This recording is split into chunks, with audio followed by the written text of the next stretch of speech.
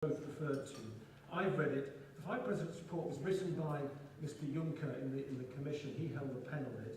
The Commission does want more power for itself. It does think that the future of the Eurozone requires more transfers of powers to Eurozone institutions. That's true, but I've recently been in Berlin, Paris, and indeed Brussels, talking to people there and The Hague. It's dead and buried, it's gathering dust, it won't be implemented because the French and the Germans do not believe that it's at all feasible to come together and take the Eurozone forward in a more integrated way, because there's no political will for it. The people in France and Germany don't want it. The Eurozone will sink or swim with the current treaties we have, and I agree there are problems. I don't deny the problems and have to talk about the problems. I think the Eurozone will muddle through with some incremental reform. There's certainly no leap towards a superstate, and if there was, Britain wouldn't be part of it because nobody can force us to join the Euro. Let me, as for my own remarks, I do think that I'd like to mention something called the West. It's not a very fashionable subject, the West. Not very many people talk about it, but I think the West matters. The West has a set of values and institutions about rule of law, about democracy, about human rights, and the EU is a very important part of the West. That's one of the reasons why the Americans, or most Americans, are so keen for us to stay in the EU. They see that the West is under challenge from countries like Russia and China that are not democratic, who don't respect the rule of law and international governance, and they see that the EU does believe in these things. And I respect both Michael Gove and Liam Fox, two outers, and I've heard them say on platforms organised by my think tank, the EU's done a good job in spreading democracy, stability, security and prosperity across Eastern Europe, countries that were communist until quite recently. And I think I respect Gove and Fox for actually saying that, which is true. So the EU is a force for democracy, and if the British leave the EU, it won't disappear. It's not going to fall to pieces. It'll be weaker. It'll have less clout on the global stage. It'll be less good at standing up to Russia and stopping Russia bullying its neighbours as it wishes to do. I do think the EU is a force for good in the world as a whole. And EU foreign policy is not a very sexy subject, but if you look at what happened when Russia went into parts of Ukraine, the EU has imposed strong sanctions on Russia, much stronger than the Russians expected, or the Americans expected.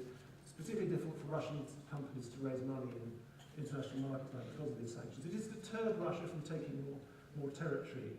Hasn't solved the problems in Ukraine, which I follow rather closely. There are many problems there, but it's given a signal to Russia: if they take more territory, the sanctions get stronger, and they're not taking more territory. Burma, a faraway country about which most of us know little, but I have been there. Burma was a dictatorship, a military dictatorship. The EU said to the generals, look, if you release the political prisoners and recognise Aung San Suu Kyi's party, we'll remove our EU sanctions which are crippling your economy. The generals played the game, they did what they said they'd do, and the EU did what it said it would do too. This was a British-led EU initiative. Last example I'll give is Iran. Iran has had this nuclear program which you've all read about for at least 20 years.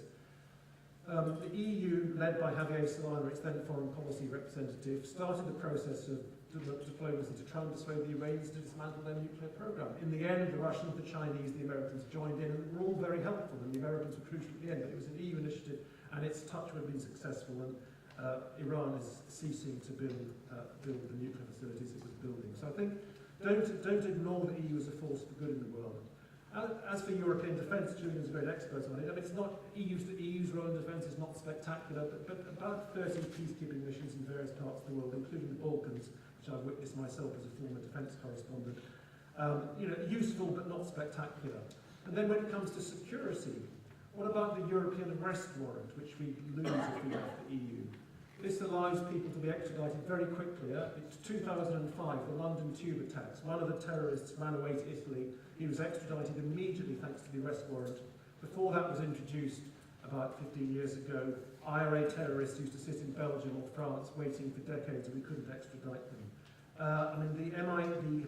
The last head of MI6, John Sawyers, has written with Evans, the last head of MI5, some very strong arguments, I think, why we're safer in the European Union. Not that it can solve all the problems, of course. The Five Eyes intelligence arrangements are important, but the databases that the EU has on DNA, fingerprints, criminal information, visas. These are all useful, and the data sets from these databases help our intelligence services and our police forces track down criminals and terrorists.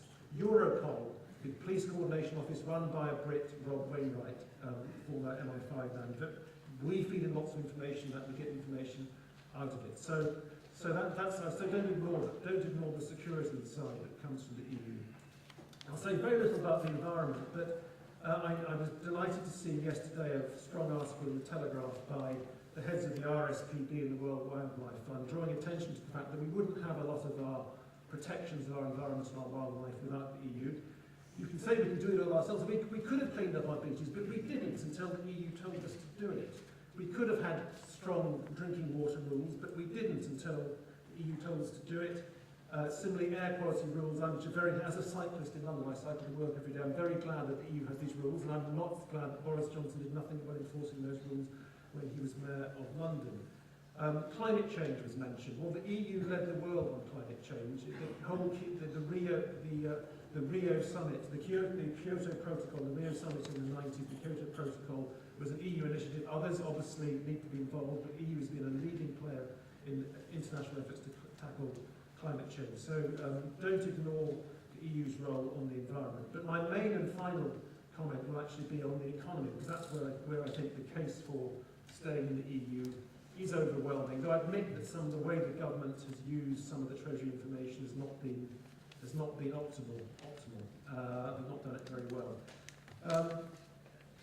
Even some of the more respected Eurosceptic Brexit economists like Gerard Lyons and Roger Bootle, who I know and respect, admit that in the short term there will be an economic cost. They say this: the uncertainty affecting the British economy from the day we vote to leave will be tremendous. The stock market will crash, sterling will crash.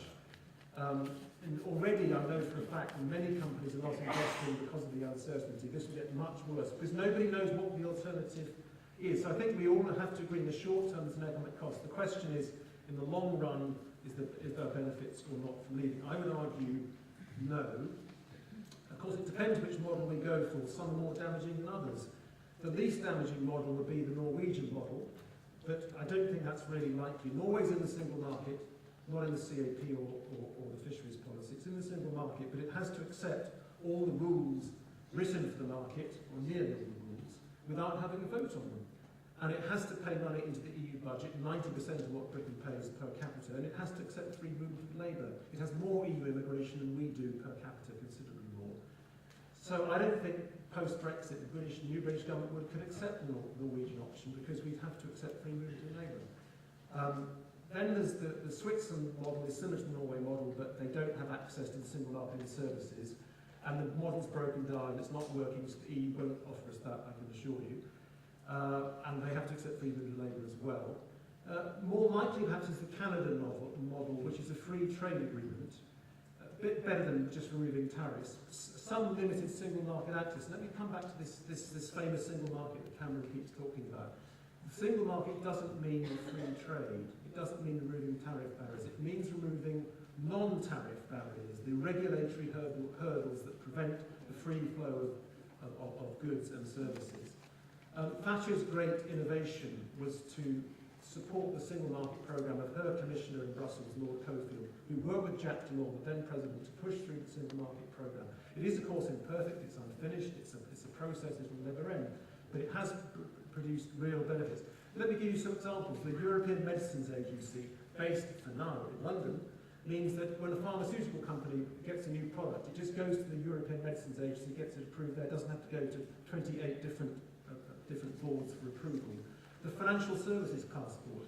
When Goldman Sachs comes to London, it's regulated in London by the Brits. It can operate all over the EU from that, selling products, trading, advising, investing, all across the EU without having to have 27 different regulators allowing it to do that. That's the passport. Or car regulations.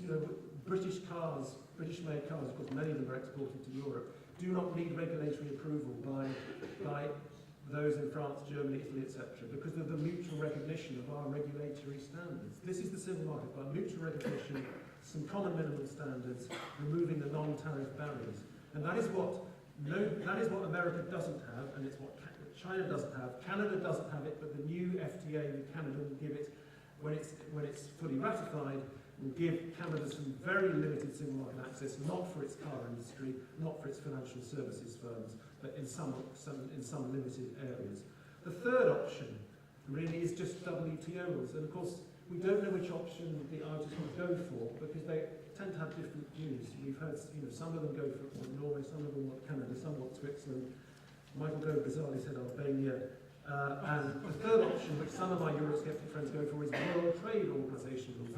That's the sort of the least complicated option. You don't need to negotiate it, you just leave, and then you join the WTO. It's not actually that simple, but let's for the sake of argument say you join quickly.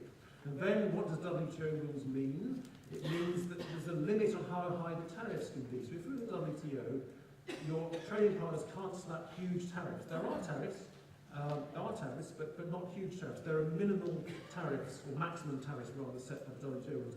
For manufactured goods, not for services, note, and 80% of our economy is services. There's no single market with WTO rules, but we could go on trading in manufactured goods quite easily with our partners in Europe.